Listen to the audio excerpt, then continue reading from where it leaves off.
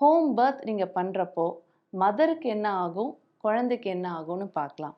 Mother பொறுத்த வரைக்கும் எல்லாமே நார்மல் தான். பிபி நார்மல், சுகர் நார்மல், எல்லாமே நார்மல், ஒரு காம்ப்ளிகேஷனும் இல்லை அப்படின்ற மதர் கூட லேபர் அப்போ வரப்போ எப்போ வேணால் அவங்க ஹை ரிஸ்காக மாறுறதுக்கு வாய்ப்பு இருக்குது.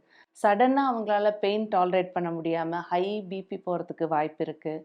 எக்ஸ்ட்ரீம்லி அப்போ ப்ளீடிங் எப்போ வேணாலும் குழந்தை பிறக்கிறதுக்கு முன்னாடியோ இல்லை பிறந்ததுக்கு அப்புறமோ பயங்கரமான ப்ளீடிங் ஆகி யூட்ரஸ் கண்ட்ராக்ட் ஆகாமல் அந்த மாதிரி ப்ளீடிங் காம்ப்ளிகேஷனில் சில மதர்ஸ் டெத்தே போயிருக்காங்க. Postmortem haemorrhage is very very dangerous complication. Medications கொடுக்க முடியாத பட்சத்தில் மதரோட உயிருக்கே ஆபத்தான நிலைமை வரலாம்.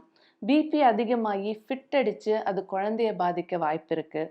ஹோம் பர்த் பண்ணுறப்போ குழந்தை சரியாக வெளியில் வரல, கரெக்டாக அவங்க நீங்கள் எடுக்கலை, அந்த டைமில் கொஞ்ச நேரம் தான் குழந்தையால் அந்த வெஜைனல் கெனாலில் இருக்க முடியும். நம்ம டக்குன்னு அதை டெலிவரி பண்ணிடணும். நீங்கள் பாட்டுக்கு மணிக்கணக்கில் அந்த குழந்தை டெலிவரி பண்ணாமல் அந்த அந்த வெஜைனல் கெனால்லையே ஸ்டக்காக இருந்ததுன்னா பிறந்ததுக்கப்புறம் அவங்களுக்கு நியூரலாஜிக்கல் ப்ராப்ளம், ஃபிட்ஸ் வர்றது, இல்லை சில டைம் குழந்தைங்க இறந்து போகிறதுக்கே வாய்ப்பு இருக்குது. சரியான டைமில் கரெக்டாக நம்ம டெலிவரி பண்ணாத பட்சத்தில் சில குழந்தைங்க நீங்கள் பார்த்துருப்பீங்க ஹாஸ்பிட்டலில், நார்மல் ஆனாலும் சரி சிசேரியன் ஆனாலும் சரி, அழலை அப்படின்னா உடனே டாக்டர்ஸ் வந்து ரிசசிட்டேஷன் பண்ணுவாங்க.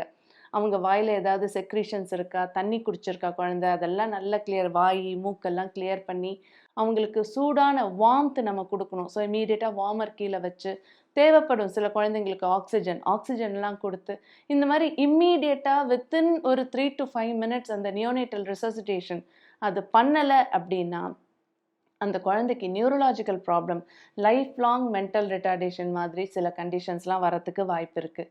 இந்த மாதிரி குழந்தைக்கு இருக்கிற காம்ப்ளிகேஷன் அவாய்ட் பண்ணுறதுக்காகவும் அம்மாவுக்கு வரப்போகிற காம்ப்ளிகேஷன் அவாய்ட் பண்ணுறதுக்காகவும் தான் நம்ம வந்து ஹாஸ்பிட்டல் டெலிவரிஸை என்கரேஜ் பண்ணுறோம்.